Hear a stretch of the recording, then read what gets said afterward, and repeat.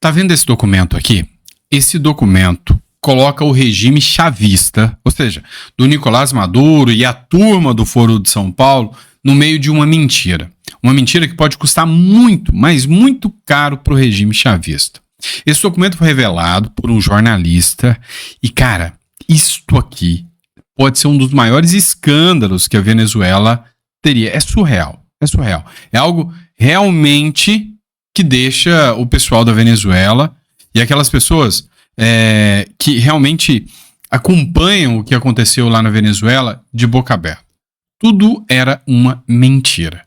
Tudo era uma mentira. Eu vou explicar para você do que se trata este documento aqui, né? A revelação é grave. Também vamos falar disso aqui, tá? Desespero total. A cada hora tá passando e tá saindo uma nova pesquisa. E a cada pesquisa que sai, o Lula fica mais louco e desesperado.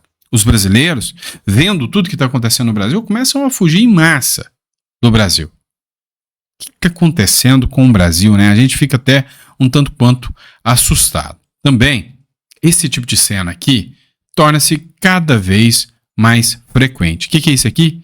Dinheiro. Dinheiro o quê? Jogado pela janela, em notas de 200.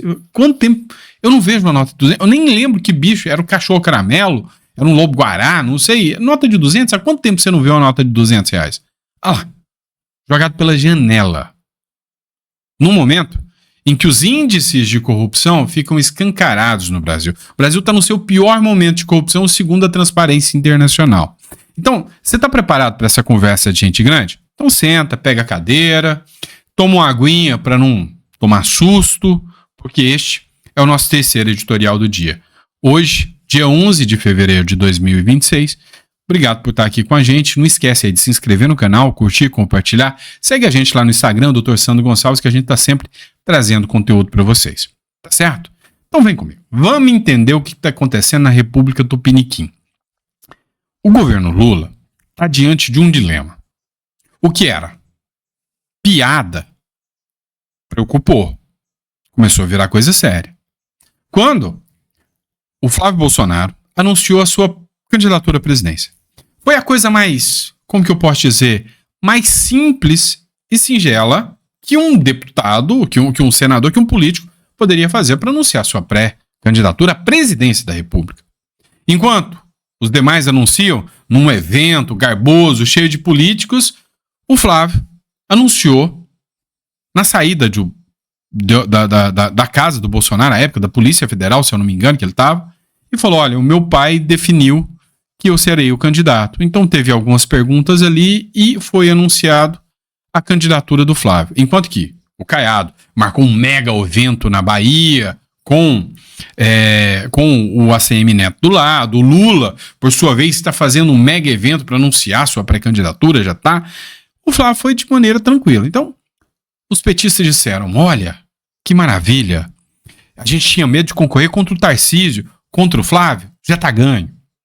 E aí, de repente, saiu uma pesquisa que falou o seguinte, olha, o Flávio subiu. Mas o que o Flávio fez? Nada.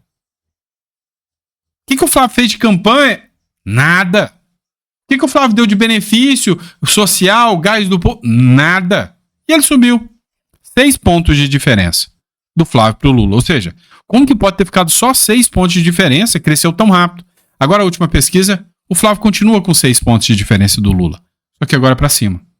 Então, o que era piada ficou sério, o que é sério agora virou pesadelo do lulopetismo. Matéria do Itatiaia agora para você. Eu sempre cito a fonte. Flávio Bolsonaro fica à frente de Lula em quase todos os cenários, diz pesquisa. Mais uma pesquisa para deixar eles loucos. O Flávio Bolsonaro no cenário 1, né, onde concorre o Ratinho, Zema, o Renan Santos, Aldo Rebelo. No cenário 1, o Flávio, né, fica com 37, o Lula com 35. Flávio ganha. No cenário 2, também com vários candidatos, Flávio 35,7, Lula 35,6. Perde. No cenário 3, cenário 4, o Flávio com 38, Lula com 35. Né? E aí testando Michele, Zema, todos os cenários, colocando todos os possíveis candidatos, o Lula Perde. Quase todos os cenários. O único cenário, né, que o Lula aqui não perderia, e aqui a gente tá falando de primeiro turno, não é segundo turno, não. No segundo turno o Lula perde. O único cenário possível, né, que o Lula poderia ganhar do Flávio é no cenário 4, isso em primeiro turno. Porque o Lula teria 36 e o Flávio 34. Com o Tarcísio concorrendo. E aí, com o Tarcísio concorrendo, o Tarcísio teria 9,8. O Zema, 4. O Renan Santos, 3. E o Aldo Rebelo, 1,8. Agora, vamos pegar. Os votos do Tarcísio de Freitas iriam para quem? Para o Flávio. Então, você pega esses 10 pontos, o Flávio estaria com 46 contra os 34 do Lula. Se você pegar os votos do Zema, que são 4%, vai para quem? Para o Flávio. Os votos do Renan Santos não vão para ninguém. Quem tem coragem de votar no Renan Santos, eles vão fazer campanha pelo voto nulo. Eles preferem que o Lula fique, se não fizerem campanha para o Lula. Mas o Renan Santos não vai para ninguém. E o Aldo Rebelo ia dividir. Metade vai para o Flávio, metade vai para o Lula, ou fica entre indeciso. Mesmo nesse cenário, só quando aparece o Tarcísio, para o Flávio não ficar à frente do Lula no primeiro turno. É desespero demais. Vendo a oportunidade, nem o Valdemar da Costa Neto esperava isso, nem o Flávio. O único que teve essa visão foi o Bolsonaro. Contra tudo, contra todos, de dentro da cadeia, teve essa visão e falou: não, eu acredito na confiança que o povo brasileiro tem em mim e eu vou lançar meu filho. Contra tudo e contra todos os cenários, dizendo: não, é o Tarcísio, vai no Tarcísio. Todo mundo falando isso. E aí, acabou que o quê? Bolsonaro acertou. Eu que não gosto do Flávio, é óbvio que entre Lula e Flávio, vou ter que ir pro Flávio. É simples assim. Torço pro Flávio. Por quê? Porque o outro lado é o Lula. Então, se você tiver um pouco de neurônio, mesmo que você não gosta do Flávio, você vai ver que é o nome viável hoje. E o Bolsonaro é o maior líder da direita, se goste ou não goste. Entenderam? Essa é a minha visão. Posso estar falando uma bruta de uma asneira aqui. O Valdemar da Costa Neto, que não é bobo nem nada, não pense que está preocupado com a direita, com o bem do Brasil. O Valdemar da Costa Neto, você sabe de onde que ele foi citado. Teve preso junto com o Zé Dirceu.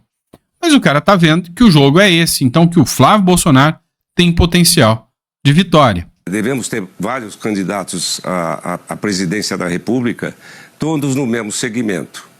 Mas ninguém tem dúvida de uma coisa: quem estará no segundo turno, todas as pessoas que têm compreensão e que entendem disso, sabem que será o Flávio Bolsonaro, porque leva o nome do Bolsonaro e é preparado para isso. Então, o que nós teremos? O ideal para nós seria nós nos unirmos no primeiro turno para decidirmos a eleição no primeiro turno. Nós temos certeza da vitória do Flávio. Você faz um lançamento, quer dizer, não lançamos nada. O Flávio está viajando, procurando outros países para receber apoio e ele tem 3% só de diferença do Lula. 3%, 45 a 42. Nós vamos tirar essa diferença quando esse pessoal começar a trabalhar. Quando nossos senadores começarem a trabalhar, nossos deputados federais, nossos vereadores e nossos prefeitos, são muitos no Brasil, vão entrar para valer. E o que nós queremos fazer? Que o Flávio já me disse: olha, Valdemar, não importa se algum parceiro nosso sair candidato, nós temos que estar bem na eleição com eles, porque nós vamos nos unir no segundo turno e eu quero todos governando junto comigo. Nós temos que aproveitar, por exemplo, um homem como Zema, de Minas Gerais, que é um homem honesto, que teve um governo altamente de grande produção. Nós temos que aproveitar o Ratinho do Paraná, fez um governo maravilhoso, é um exemplo de administração. O Caiado é a mesma situação. Então nós temos que ter o Caiado, todo mundo com a gente no governo. Agora, eles têm o direito, acham que deve disputar, mas nós não temos dúvida. Se você perguntar para qualquer brasileiro que conhece um pouquinho de política, vai falar: quem vai estar no segundo turno é o Flávio Bolsonaro e o Lula. É isso. E, sabe, gostei da fala, por quê? que escancara uma coisa. O erro que o André Ventura cometeu em Portugal, o Flávio não pode cometer aqui.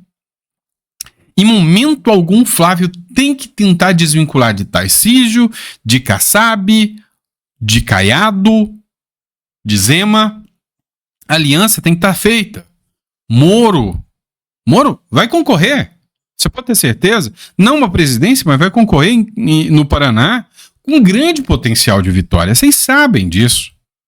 Então, o que acontece? Você tem uma visão micro, ou seja, do seu estado. E você para de olhar a questão macro, né, nacional. Ou melhor, é o contrário. Você tem a visão macro do país e você não tem a visão micro. Por exemplo, você, que é da Bahia, não vê o que acontece dentro do Paraná, não vê o que acontece dentro de Goiás. Se a eleição dependesse do povo de Goiás, o Caiado era presidente. Se a eleição dependesse do Paraná, o Ratinho era presidente. No todo, hoje, o povo do Paraná ainda tem um orgulho imenso do Moro. E o Moro vai ganhar para governador lá, né, no Paraná. Pode ter certeza disso. E aí o Flávio tem que ter aliança com esse cara. Pois é. A notícia não poderia ser mais trágica para o Lula. E se é trágica para o Lula, é bom para nós. Agora, trágico mesmo está sendo o que está acontecendo com os brasileiros. Você viu isso aqui? Brasileiro, quem publicou foi a Bia Kicis, tá? Deputada federal Bia Kicis fez a seguinte publicação: brasileiros viram a madrugada em longas filas para abrir residência no Paraguai, para fugir do Brasil. Aí, a era PT, o que ela tá fazendo com o Brasil, ó. Sabe o que é isso aqui? Os brasileiros fugindo do Brasil, ela vai até lá virando quarteirão, ó, a cidade do Paraguai. Todo mundo vindo embora, abandonando o Brasil dos impostos caros para viver com dignidade, qualidade e preço baixo. Ó, 6:30 da manhã, a galera já entrando aqui, ó. Tem bastante gente aqui dentro. Pessoal entrando, muita gente, tá fazendo. Volta. Lembrou o caso da Venezuela que acontece lá em Pacaraima? Lembrou você? Os brasileiros na fila ali? Pois é. É por isso que quando eu indico a Imigra Mais para vocês, é que quando você faz a documentação com uma consultoria, com uma assessoria, você tem a data certa para ir, agendado, com uma tranquilidade maior, você consegue fazer todo o trâmite de uma forma muito mais tranquila. Então entre em contato com a Imigra Mais para que você possa entender. Agora, se tem tanta gente indo para o Paraguai e para o Uruguai ir embora, você não está realmente parando para pensar o porquê que essas pessoas estão fazendo isso? Que realmente algo gera um risco real aqui no Brasil? Você acha que os venezuelanos que saem da Venezuela hoje, fugidos, os cubanos que saem hoje, fugidos, se soubessem o que passaria pelo seu país, já não teriam corrido atrás de documentação há muito tempo, preocupar com a língua, aprender a língua, se planejar, preparar para sair, estar fora? Entendem a regra do jogo?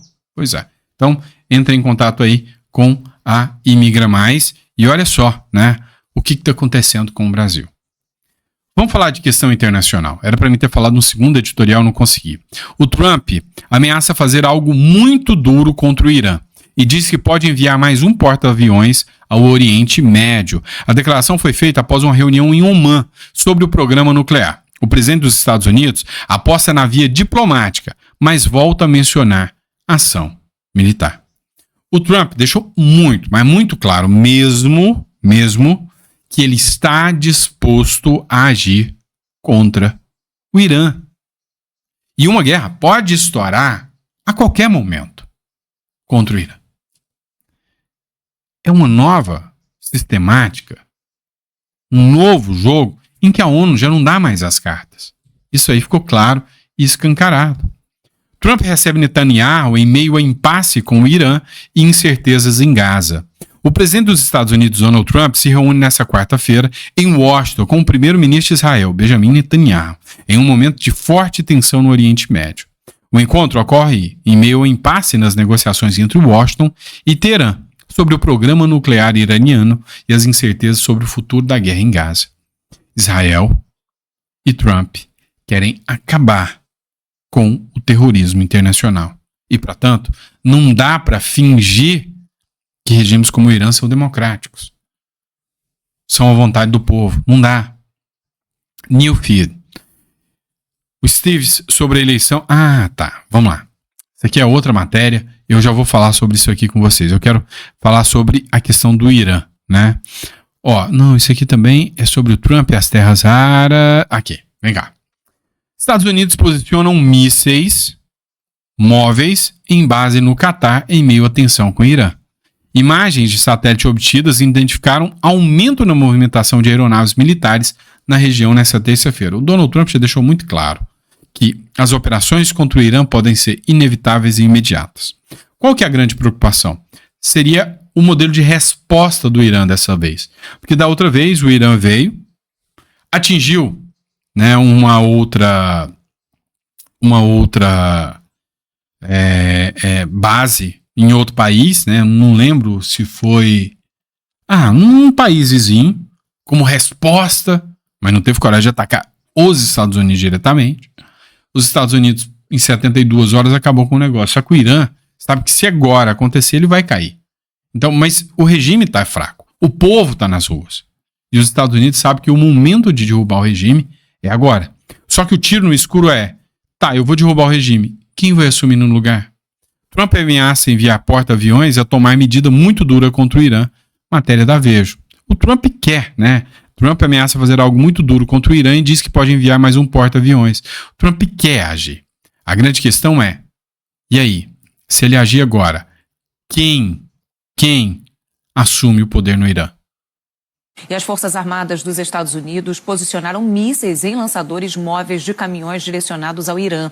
A mudança foi constatada ao comparar imagens de satélite feitas no fim de janeiro e nesta terça. Os mísseis estão na base americana no Catar. Colocar os mísseis em caminhões em vez de deixá-los em estações estáticas significa que eles podem ser rapidamente posicionados para um eventual ataque. Donald Trump ameaçou bombardear o Irã se o país se recusar a negociar o programa nuclear. Já a Guarda Revolucionária do Irã alertou que, se for atacada, pode haver retaliação. Como que vai ser essa retaliação, mas que é o detalhe, né? Como que vai ser que ninguém sabe. Vamos lá, vou voltar aqui. Vocês já estão curiosos para saber o que é esse documento, né? Calma que eu já vou te contar, tá?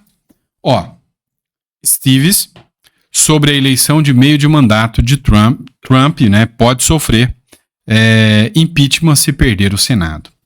Sim. O que está acontecendo? Lá nos Estados Unidos, o mecanismo é diferente do que acontece aqui no Brasil. Eu não sei ao certo como funciona lá, não posso te dar detalhes. Mas o que eu sei é que lá você tem eleição presidencial e no meio do mandato você tem as eleições para deputados e senadores.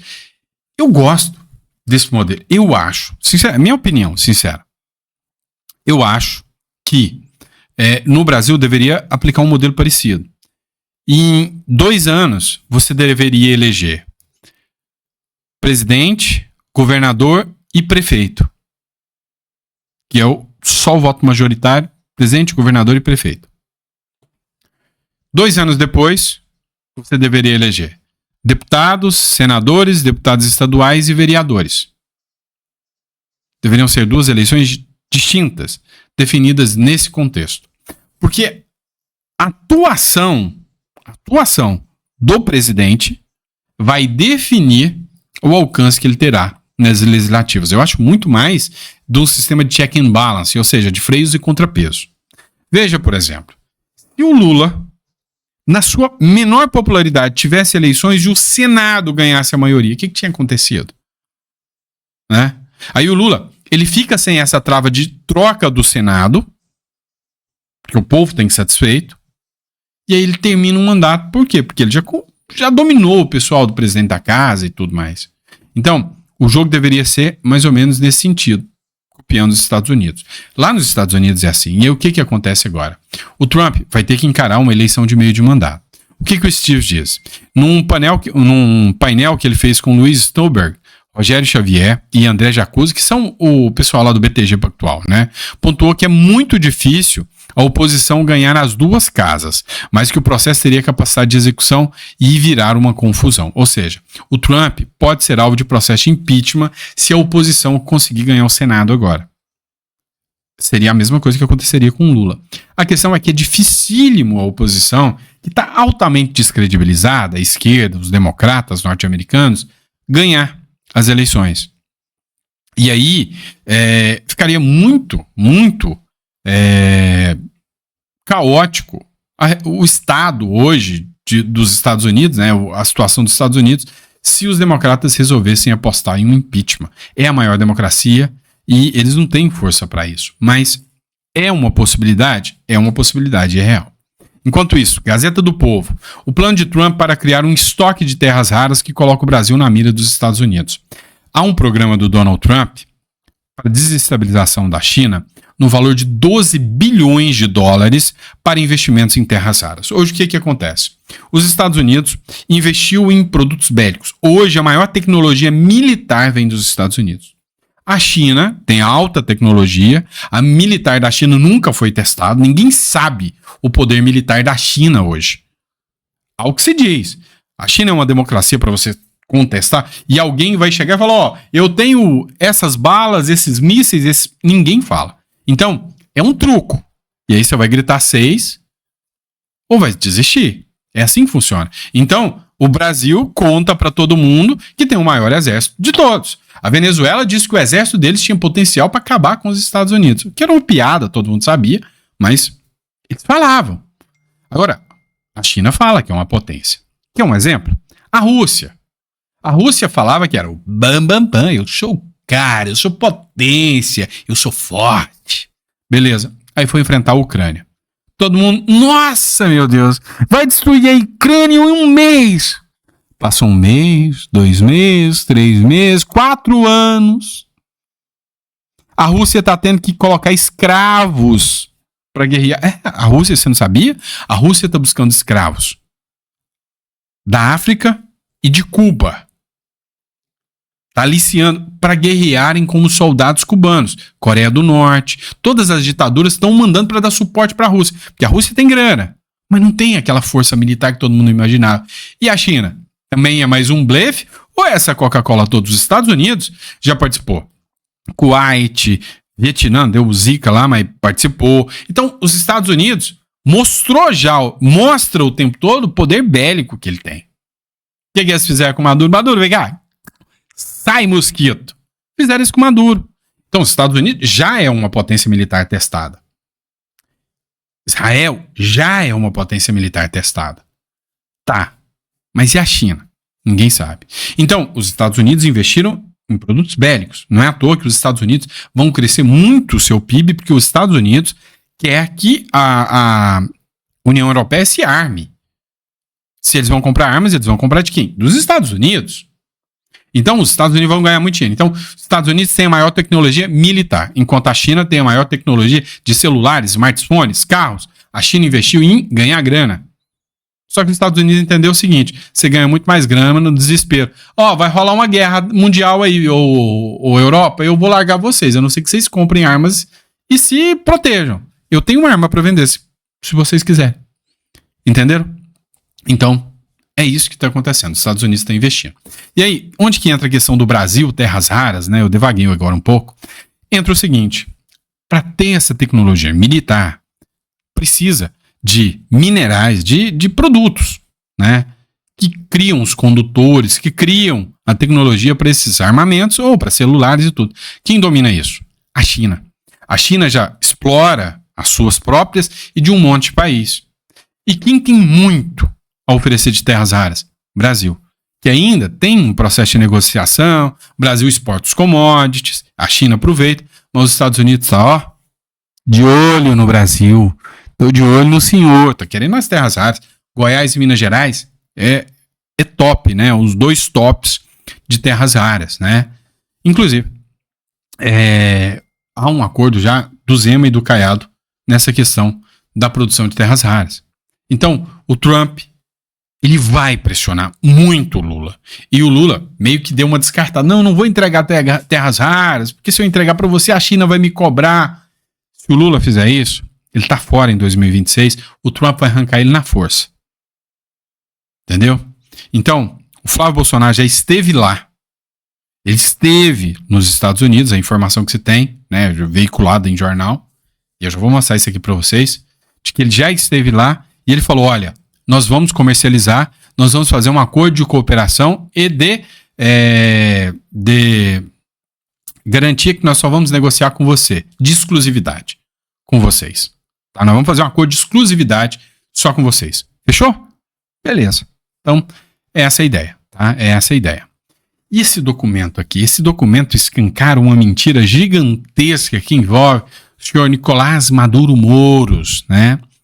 O Maduro está preso nos Estados Unidos. O processo que envolve o Maduro, ele foi estendido, porque dizem que o Maduro está colaborando com a justiça norte-americana. E ele está entregando 1 a 1 do Foro de São Paulo, e os Estados Unidos vai dar uma blindagem, uma proteção total. Maduro pode chegar a cumprir só 8 anos, apesar de todos os crimes, e depois de 8 anos ele está livre, com recursos, e há um acordo para que ele vá depois para a Rússia, tá? Para a Rússia, para Moscou, terminar sua vida lá. Depois de 8 anos ele cumpre todas as suas penas e ele está livre, se ele delatar todo mundo. E dizem que tem um monte de gente da América do Sul, presidentes atuais agora, que eu não vou citar nomes, que tem muito a esconder e que o Maduro quer mostrar. Beleza? Então, tá correndo lá. Só que em meio a tudo isso, esse documento tá viralizando como mais um escândalo que envolve o Maduro. O Maduro era uma mentira. Venezuela. Matéria da BBC. Presidente, né, a afasta do presidente, nasceu, né, teria nascido na Colômbia. Então o Maduro não seria venezuelano. Documentação falsa, tudo falso. Ele nasceu na Colômbia, foi implementado dentro da Colômbia por narcotraficantes e narcoterroristas colombianos para fazer o apoio ao Hugo Chávez e programar que a Colômbia, os narcotraficantes colombianos, teriam controle do país, da Venezuela. Cara, isso pode acontecer. Matéria do Estadão. Para rivais, Maduro nasceu na Colômbia. Os opositores estão exigindo uma certidão de nascimento, mas o presidente apresentou um documento suspeito, que esse documento seria nitidamente falso. Nitidamente falso. Então, jornalistas venezuelanos, entre outros, americanos, estão dizendo que o Maduro confessou ainda, depois de pressão, de que ele não é venezuelano. Ele foi implantado pela guerrilha para assumir a presidência da Venezuela. Era um acordo que teria com o Hugo Chávez. Se é verdade, eu não sei, tá? Mas é o assunto de bastidores. Matéria, mais uma. Jornalista venezuelano diz que Nicolás Maduro é colombiano. Não há provas de que o Maduro tenha nascido na Bolívia. Diz o Nito Pérez Ozuna, né? Acho que é uma figura lá, ó. Certidão colombiana de Maduro é falsa, diz registro. Documento apresentado por diplomata panamenho comprova que o presidente nasceu na Colômbia. Então, um diplomata panamenho do Panamá disse, olha, eu tenho provas, eu sei, eu participei do acordo, eu tenho o documento, eu fui atrás, eu tenho a certidão de nascimento colombiana do Maduro, que nem o nome dele era esse, mas é o Maduro. Então, ele tem a prova real de que o Maduro não é venezuelano, o Maduro é colombiano e foi implementado pelas forças revolucionárias da Colômbia para que eles apoiassem o Hugo Chávez no poder e quando o Hugo Chávez saísse, eles assumissem o poder, né? Havia um pacto entre eles. Então, tudo isso é especulação, é teoria da conspiração. Mas olha que doideira. Você duvida que uma coisa como essa pode acontecer? Eu não, sinceramente, sabendo como essa turma age, né? Sabendo sinceramente como essa turma age, acho que tudo é possível, né? Tudo é possível. Vamos lá. Matéria do Metrópolis. Acabou de sair o índice de corrupção do Brasil. Acabou de sair. E a gente estava, né, lembrando os escândalos das malas de dinheiro do Gedel Vieira Lima. Você lembra disso? 52 milhões em dinheiro vivo dentro de malas num apartamento. Coisa absurda, né? Agora, caso Vorcaro. Você sabe que o Rio Previdência fez aportes gigantescos nos títulos podres do Daniel Vorcaro, do Banco Master. E a Polícia Federal foi atrás da galera, né? Lá do presidente, inclusive do Rio Previdência, foi preso. E o ex-chefe do Rio Previdência teve uma ordem de busca e apreensão que a polícia foi para cumprir hoje. Sabe qual que é o detalhe desinteressante que escancaram mais um pouco do Brasil sobre isso? O cara, na hora que viu que a polícia estava chegando, jogou as malas de dinheiro, dizem que era muito dinheiro, né? Tem até um vídeo aqui, onde o corredor ficou lotado de dinheiro, jogou o dinheiro pela janela. Ó, Rio Previdência, alvo joga mala pela janela em nova operação. Olha isso aí, imagina, você está passando na rua e tal, de repente chuva de dinheiro, do dinheiro da corrupção. Ainda bem que isso não tem nada a ver com a volta de um certo espectro político. Olha isso, né? Olha o dinheiro jogado pela janela. E a polícia teve que ir para catar dinheiro, né? Olha o tanto de dinheiro no corredor, gente. Não sei se você está conseguindo vislumbrar aqui. Deixa eu ver se eu der um zoom. Dá aqui, ó. Olha o tanto de dinheiro, gente. Tudo em nota de 200 pila. Tudo em nota de R$200. É para acabar, né? Para acabar. E o tanto que ele jogou, o tanto que o vento não deve ter tocado. Você vê que tá em cima do telhado. Se tá lá em cima do telhado, tem notas, é porque o vento tocou, né? E aí é um sujeito lá embaixo pegando, né? Será que o sujeito pensou, Deus, você me ouviu, mandou um presente para mim? Não, é presente do crime mesmo, né? Da corrupção que paira sobre o nosso Brasil baronil, né? Brasil, como eu já disse para vocês, com B de bordel, né? O retrato do cara lá, juntando o dinheiro e pegando o dinheiro lá. É o Brasil com B de bordel, tá certo? Dito isso, pessoal, muito obrigado pela confiança, pela credibilidade. Eu queria falar com vocês sobre o fim da escala 6x1, não vai dar tempo, vai ficar para o próximo editorial, tá? Tem muita coisa que a gente tá discutindo aqui com vocês. Obrigado pela confiança, pela credibilidade. Lembrando a vocês que logo a gente vai disponibilizar esse aplicativo. É falta de tempo mesmo, né? Eu sou meio sem vergonha, tá? Falta de tempo para a gente disponibilizar esse aplicativo para vocês. Outra questão. Vou deixar o telefone aqui da Imigra Mais para vocês, é 16 99321 0648. Entre em contato com a Imigra Mais, e façam aqui o seu processo de residência. A gente vai te ajudar num processo. Você vai marcar a consulta, um especialista vai te atender. Você está meio na dúvida, não, eu nunca me internacionalizei. Nossa, como é que eu abro uma conta bancária? Qual a proteção que isso me dá? Eu posso ter em dólar e como é que eu invisto? Um especialista vai te atender, vai te dar as orientações para te ajudar a preparar um plano B de saída do Brasil, caso você precise. Tá bom? Imigra Mais, melhor assessoria de imigração do Brasil. Grave esse nome, hein? Imigra Mais. Você ainda vai ouvir falar muito, porque é uma das empresas que mais está crescendo no Brasil de assessoria de imigração. Abraço, pessoal. Fiquem com Deus.